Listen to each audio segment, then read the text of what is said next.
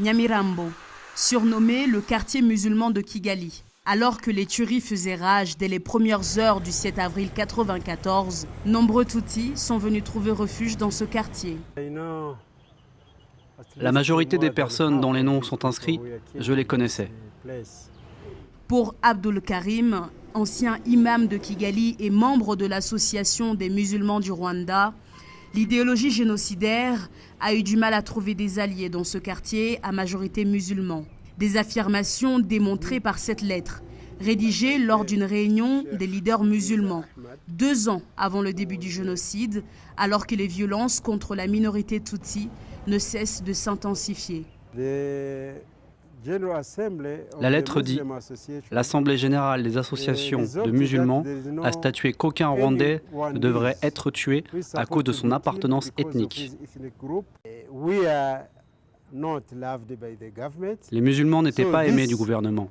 Et je pense que cela a créé les conditions pour que la communauté musulmane tende la main à toute personne victime d'injustice. » Alors que même pendant le génocide, les imams de Nyamirambo appelaient à mettre fin au massacre, la résistance des leaders musulmans ne s'est pas limitée à Kigali. Plus au sud de la capitale, la résistance des musulmans de Mabaré a une réponse sanglante. Les Interamwe sont arrivés au niveau de la mosquée. Ils ont jeté des grenades par les fenêtres qui étaient ici. Puis ils sont rentrés avec des machettes pour tuer les survivants. Il y avait 200 personnes en tout. C'est depuis cette mosquée où se sont réfugiés plus de 200 Tutsis que les villageois de Mabaré ont mené une résistance de presque une semaine. Du 10 au 13 avril, la rumeur a circulé comme quoi ici on protégeait les Tutsis. Et c'est là que les Interamwe sont venus de Ndig.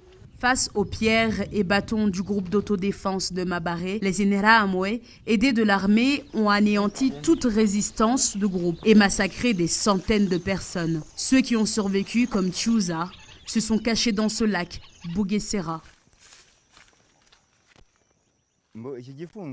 Il faut imaginer quand dans ce marécage, les papyrus étaient très grands et donc on pouvait s'y cacher. J'ai passé une semaine ici.